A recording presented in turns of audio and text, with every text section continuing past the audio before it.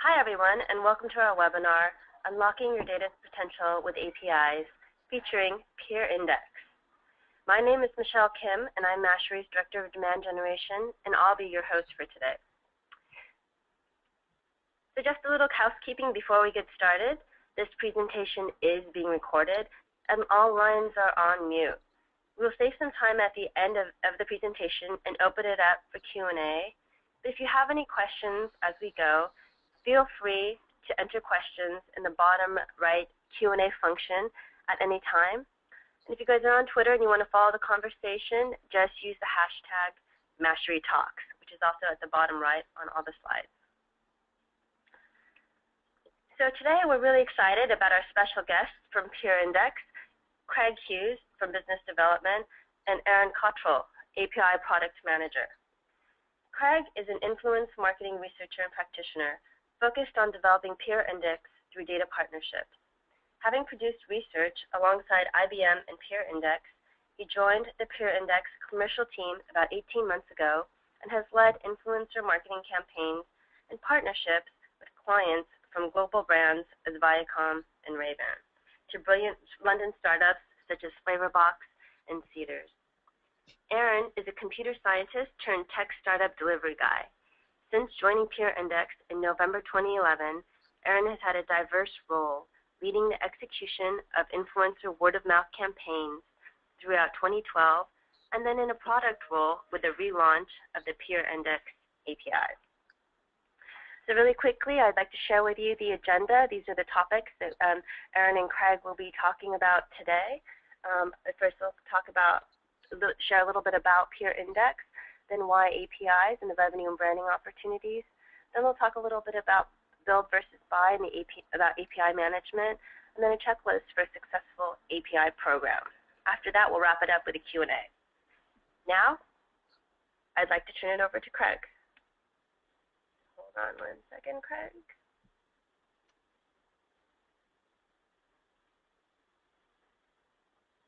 There you go. Perfect. Thank you very much, Michelle. So, as you mentioned, there's two of us here. There's myself, Craig, and I've got Aaron on my right-hand side. Hey guys, how you doing? And I will just get us moving on this. So, a little bit of background about PeerIndex. We were founded back in 2009, it was, and we're Europe's leader in the social influence space and one of a really small number of companies that are focused on measuring and understanding influence. We map out the social web in terms of who's influential and in what context, and our technology allows our partners to see who is consistently driving conversation and action around topics that are relevant to their brand, to their business. We think it's absolutely essential to understand the business impact of the influence that your users, your customers, your fans, even your detractors have. Social media has really democratized influence, and it's allowing us as individuals to interact with and impact people all around the world, and we're no longer limited to localized influence or completely subject to the traditional hierarchy of top-down influence. And we and our customers have got much more power than ever before, and businesses are starting to learn that customers are very keen on exercising that influence as well. So the science of influence itself has come a long way in the past couple of years since we first offered a public service, and really we've gone far beyond the keywords and Boolean search type focus on just simply what people are saying, and we're much more interested in understanding the people behind the conversations, what they're interested in, what they're vocal about, what they're influential in. It's all about that context, and this is absolutely vital. Whether you're a marketer, a developer, a product manager, a standalone influence score, it doesn't tell the full story. As we said, context is absolutely king, and topics, interests and communities, we are really keen to unlock that context, and we attribute relative influence scores for every topic that an individual is consistently driving conversation and engagement around. And you'll see our illustrious founder here on the left, with his influence score overall, but we drive much deeper and, as you can see, allocate a activity rating and topical influence score for the topics that he most resonates within. So Facebook came to define the social graph, and because of that we became, as individuals and as businesses, much more able to see the connections between people. And it's a commonly understood concept now, and used in a huge array of scenarios, from marketers tapping into the network effects of friends when they're sharing content, or developers building in the invite your Facebook friends functionality. But it tells us nothing of the strength of the relationships and reciprocity, or the context and the information exchange that's going on within that social graph, or the consequence of those exchanges. Is quite two-dimensional, and we believe that the influence graph really helps people to understand that context on a new level, add that third dimension, and we show who an individual is most influenced by and who they are most frequently influencing as well in their social interactions online.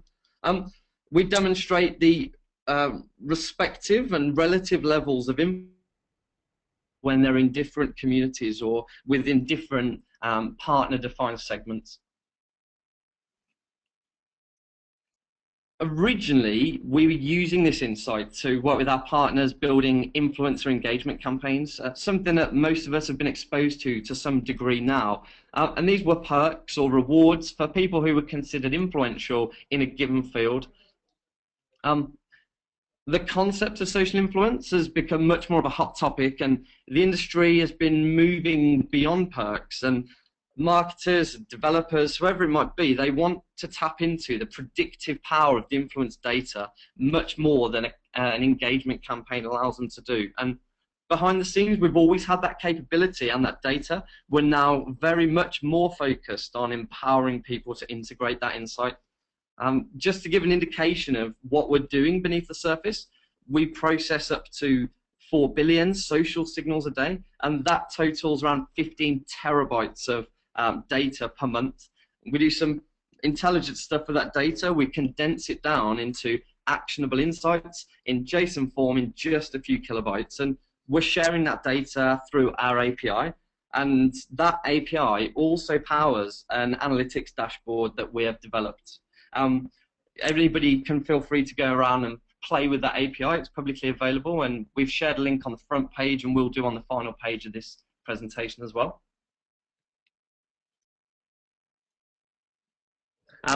Aaron is now going to talk a little bit about the API and why it's been important to us, and how we've gone about transitioning recently to that focus.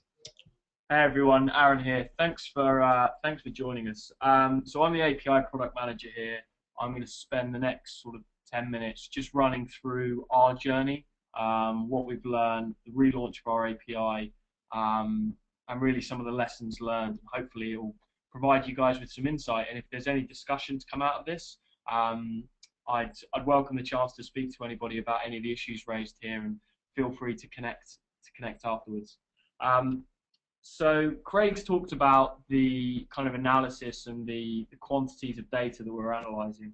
And the analogy I like to tell is it's like running your own factory plant. We're processing all this social data, and it's complex and it's expensive, and getting everything in and pushing everything out, it takes a reasonable amount of work. And not everybody can or wants to or can afford to do that sort of complex analysis, i.e. run their own social data factory. So that's why we've kind of relaunched the API. We really want to unlock and expose the value of the data in our new tech pipeline to developers, and also the sheer fact that the best developers are not often just in your office. They're in a bedroom somewhere, they're working for somebody else. They want to create applications and services with your data, so you're just giving them the means to do so by providing the data directly to them. So that's really why we've launched the API again, and we've really taken a more considered approach with how we're doing things. So a little bit about the relaunched API. It went online in March 2013. It's a simple REST API. We do a user-based look. We offer a user-based lookup. So you pass in a PeerIndex ID or a Twitter screen name, and we have 4 endpoints. So we have the basic PeerIndex score. We have what we call our AAA scores, which stands for activity, authority, and audience. That gives you a little bit more of an understanding of why someone has a specific score. We provide location information, so a country and city level where that person is. We also provide topics, so as Craig mentioned, adding context to these social conversations that are going on. And lastly, access to the influence graph that Craig mentioned. So who are the people that someone's influencing, and who are they influenced by? And this really kind of gets us excited because it exposes the possibility of understanding how information flows across the social web. Who are the key nodes, and how does that information spread? Next, just going to spend a bit of time talking about the API as a revenue channel for us.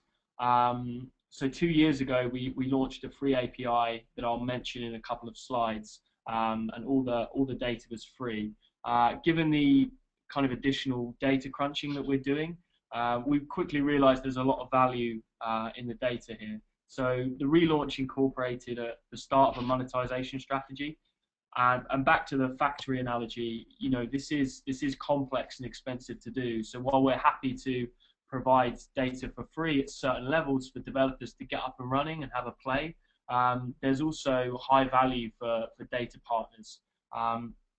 And so what the Mashery platform quickly allowed us to do was to bucket our plans and be able to kind of monetize those effectively. What I will share with you, and I'll bring Craig in to kind of chat here, is that you can see kind of a bit of a snippet of the pricing portal page we had up. Initially, we thought, you know, we set up our pricing plans, and I said to Craig, you know, once people realize they fall into each bucket, it will just be a case of kind of servicing people and collecting checks.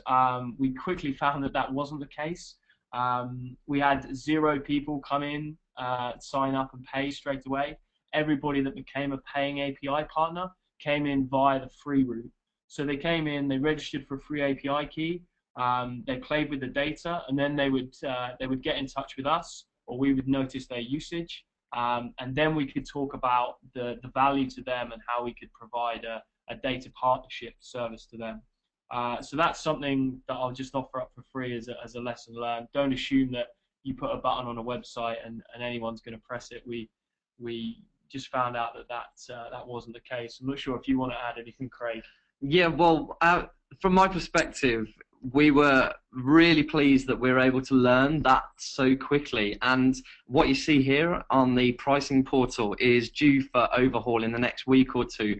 We've actually ended up hugely increasing the volume of calls that a user can make on the basic profile score and extended data endpoints, because we found that a lot of our developers that wanted to self-serve were using those endpoints, and also we learned a lot about where the price points should be for the remaining data and higher volume plans. If it wasn't for the support that we have from Mashery and getting this portal up there quickly and be able to build those different packages and learn from what was happening on there, we wouldn't have been able to make that business learning so quickly and adapt so rapidly as well. Cool, thanks, Craig. So the bottom line with the revenue stuff is that people need to win early with your data. They need to just sign up and get going, and the Mashery platform, as I'll mention later, has really helped us to do that. And secondly, at a product level, we really kind of took a look at the personas, which has guided our pricing decisions and how best to serve our users. So we quickly found we had high-level data partners, such as social media monitoring companies and others that wanted to do CRM integration. They would be at a monetization level. And then we also had developers that were either part of startups or building their own applications that would then be kind of at a free level. And once they got to production level, we could have that monetization conversation. But it was just a case of us realizing that we need to give enough away for free that people can get going, rather than spreading ourselves too thin and not being able to fully service our data partners. Okay, so I'll just talk a little bit about our brand awareness and working with Mashery there. So we relaunched the API in March to coincide with the South by Southwest Festival in Austin. We were there in the Circus Maximus tent, and it was a great experience for us. It enabled us to learn quickly. We got feedback from partners in terms of what was exciting in the data, and also what things that we were thinking about for the roadmap would really get people excited. So the South by Southwest was a great proving ground for us, and you'll see from the photos that we had the guys dressed up in lab coats, and our tagline is the science of influence, kind of applying statistical rigor and a bit of science to this data processing. So the lab coats went down as a big hit, and we also gave away jelly beans in test tubes in the PeerIndex colors, and that went down very well. So that's a little bit about how we kind of increased the brand awareness and learning with our API. And as a UK company, South by Southwest allowed us to kind of grow our presence and connections in the North American market. So I've touched on it already, but the Mashery platform has kind of helped us learn quickly. We've been able to iterate fast. There's a few different components to our Mashery portal and infrastructure that have allowed us to move quickly on that. And I'm just going to talk about our old API briefly and how we came to the decision of buy versus build. And then I'll talk about the separate components that have really helped us here. So the first version of our PeerIndex API was launched in 2011. We hosted it in-house. It was, as you can imagine, a startup, kind of rushed out. We basically had one engineer managing the program, and once we got some basic documentation up and running and a couple of endpoints, we just kind of let people go with it. We didn't have any mechanism to really manage those developers, so we kind of lost out on the relationships and learning there. We would have to kind of go in and increase people's rate limits manually if they got in touch and they had an interesting use case. We had no real structure for monetization. And just reporting and generally understanding what people were using and how often was very difficult. It would involve me or one of the other engineers kind of having to sit down, and I'd work with one of our guys who would grep all of the logs, and it would take kind of half a day to understand what had happened in the last month, and it just wasn't really sustainable. I mean, we had over 850 developers sign up, but we kind of missed a trick in the fact that we hadn't really established the processes and channels that we were going to engage with the developers and partners. So fast forwarding to 2013 and our Mashery integration. So now we can concentrate on what we do best, which is crunching this social data and applying the maths, the science, and the analysis to the data that's coming in. Really looking at the interesting aspects of this social data, rather than kind of trying to loosely manage an API, set up accounts, and be involved in any of that. So the Mashery platform has allowed us to kind of quickly have the infrastructure put in place for us. We can expose the data and endpoints that we want to, plug it into Mashery, and then we let developers go on their way. And the iteration has been the main thing for us. It's just been so quick to learn. And in a startup environment as we are, and a team of under 15, it's been kind of vital in terms of learning quickly, and also having touch points with developers, so being able to look at reporting, what people are using, how often they're using it, without any kind of manual process. We can quickly kind of uncover that with a dashboard, and it's allowed me particularly to understand a lot from how our partners are using the API. So I'll talk now about kind of our journey. So it was at the start of 2013, we realized we would be kind of relaunching the API. We built and we continue to iterate on a kind of our data pipeline. So pulling in all these social data feeds and crunching them. And it was a case of, okay, we're going to put this into our own products, but also how are we going to expose the value of this data, not only for developers to play with, but also for our partners to have value from, and as a revenue channel for us. We started out in February in discussions with Mashery, quickly worked out the data that we were going to expose, and things moved quickly from then on. We could get our stuff internally sorted, and the Mashery infrastructure was kind of ready to go, and I'll talk a bit more about that now. So firstly, the front door, if you like, of our developer experience, and if you haven't found it already, it's developers.peerindex.com. That's our API developer portal. So the front door of our experience, we wanted developers to come in, be able to sign up for a free key, and just get going as soon as possible. Mashery put this portal together. We handed them a few wireframes. In a couple of weeks, when we had kind of a South by Southwest deadline looming, this was up and running, and it's been a real success story for us. It's designed not to be complicated at all, and also to leverage some of the tools that Mashery provides out of the box to get developers up and running. And we have found through going to hackathons and also speaking to partners that they've never really had too many queries. Once they understand the capabilities of the API, they've just been able to either use the test console or docs and quickly get up and running. So a big part of that is I/O docs, and if you are on the developer portal and you've got an API key, you can just go to console, and you can just make calls, and you can play around, and you can see the sort of responses you're going to get. And from a developer standpoint, having spoken to our guys in-house and also to our data partners, they found this really valuable in terms of understanding very quickly, before they've even touched their own code bases, what they can get from the API and how it's going to be returned to them, the JSON structure, etc.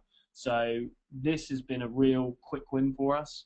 I went to a hackathon last weekend, and I was told out of the 6 APIs that were there, we were by far the easiest to get up and running, and some of those APIs were from big name companies. So that's a nice pat on the back from the developer community. Lastly, the packaging of our API. So I've touched briefly on it in terms of pricing. What we can easily and quickly do is put people on certain plans. So we have plans for our developer partners. We have our free tier. We can adjust the limits on a per endpoint basis. And we can also set up custom plans, like a hackathon plan, if we want to give developers for a weekend a load of data to play around with that might only be available to our data partners. We can do that pretty easily, and then at the end of that weekend, we can just shift people down to the free plan, and if they do want to then talk to us about a premium offering, we can have that conversation. So I'll talk a little bit now about a couple of examples. Like I said, we launched in March 2013. So our partners are kind of putting this into production at the moment. But before that happened, we wanted to build a couple of things just to show things off. So one of our developers in kind of an afternoon put together a little hack that we call Geofluence, which is basically a PeerIndex Google Maps mashup to find influencers in your local area. So you can just log in with Twitter, and this example is available on the developer portal. You just pick a point on your Google map, set a radius, and it will just find the influencers within your area, complete with PeerIndex score. Another one of our data partners that we're working with closely is Leaderboarded. So Leaderboarded are a company who look at micro communities and people's involvement, and then they ladder people in terms of how active they are on social. So they've plugged us in and our influence graph endpoint to look at how influential people are within a subset of their community, and then they can showcase how people move up and down over time and how the influence shifts within that micro community.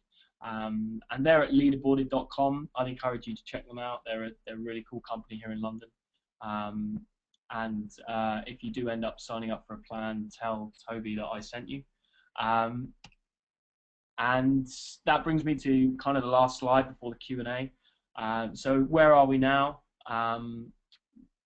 Firstly, the Mashery platform has allowed our development team to really focus on our internal processes and structures, analyzing the data.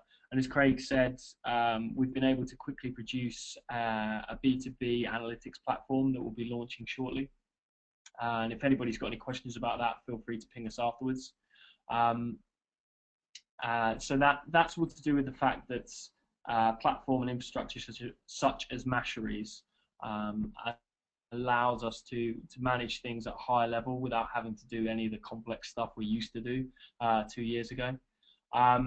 We've grown to around about 220 developers now in a couple of months, and the cool growth has been from a couple of thousand to tens of millions per week.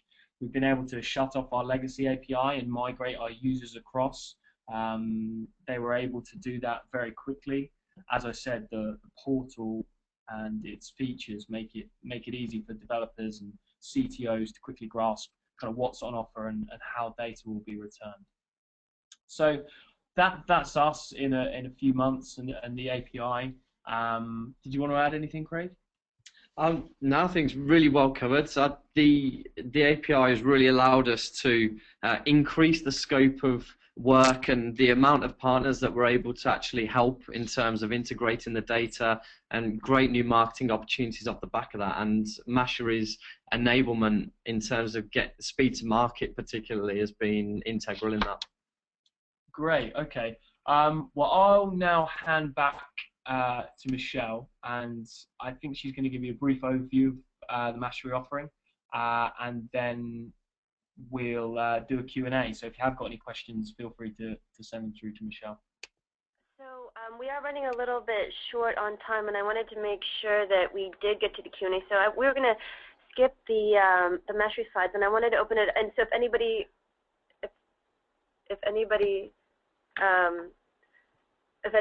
has any questions or anything or about Mashery, would like to follow up with us directly, just send an email to communications@mashery.com. So what I'd like to do now is open it up for Q&A. So if anyone has any questions at this time that you'd like to answer, you can enter them in the bottom right. There's a questions box down there. We'll give everybody a couple of minutes. Now we're running a little.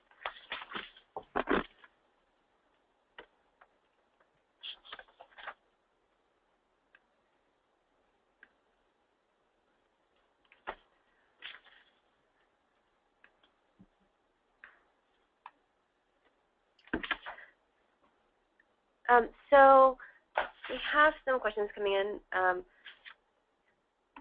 So I think, Aaron, Craig, this one is for you.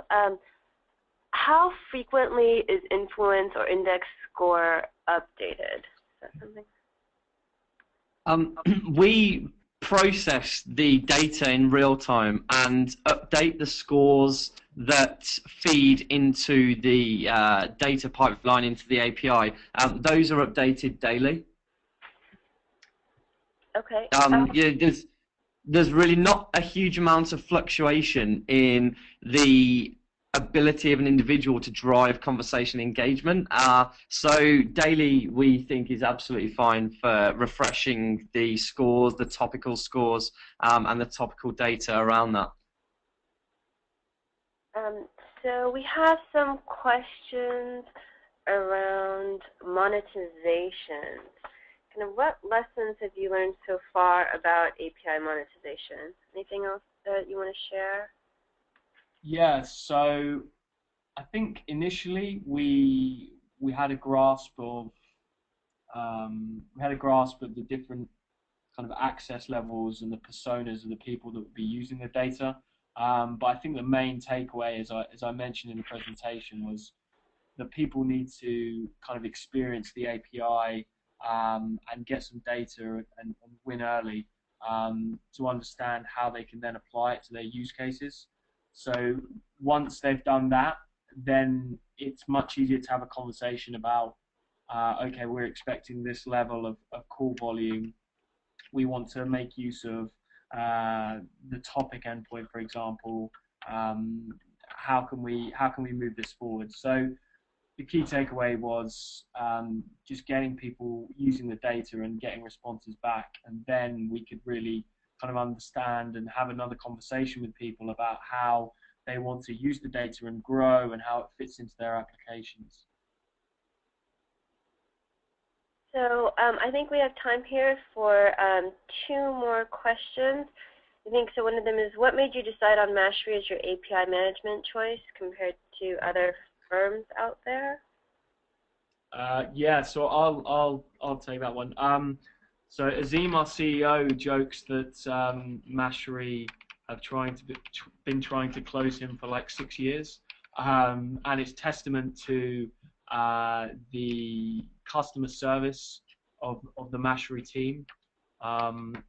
So we particularly have been very impressed with the different levels of specialization within the Mashery team in terms of getting us up and running. So we dealt with the platform services team to kind of scope out how the Mashery API would work with PeerIndex. And everything was handled very professionally and very quickly, and that was a key driver for us, as well as the kind of tools you get for free in the infrastructure. So the proxy that the API runs through that stops our back-end server getting crushed, and also I guess the applications within Mashery that help developers move quickly, such as IO docs. Great, and then just time for one last question here. Somebody was asking, what idea won the hackathon? Oh, okay, yeah. So the 4GE hackathon that happened last weekend was won by a team called Periscope. And what they were doing, so the theme of the hackathon was all about real-time collaboration for business and the public sector. And they hooked up Twitter, Google Maps, and the PeerIndex API to produce a more advanced version of the Geofluence hack that I talked about. So being able to stream real-time video to those around you and combining that with the social data from PeerIndex to provide extra context, so you could work out who the people around you were and what topics they talked about and were influential in, and then you could connect with them afterwards or have a one-to-one stream with them. It's really cool, and it's always impressive to see what people can do in a weekend. Awesome. Well, thank you so much for your time today. I know that we ran over a little. Thanks, everyone, for sticking with us. If anybody had any additional Q&A questions that we weren't able to get to today, we will be following up with you individually. Again, thank you, Aaron. Thank you, Craig. And thank you, everyone, for joining us today. Thank you. Thanks, guys. Thanks, everyone, for joining us, and feel free to ping us with any questions. Thanks.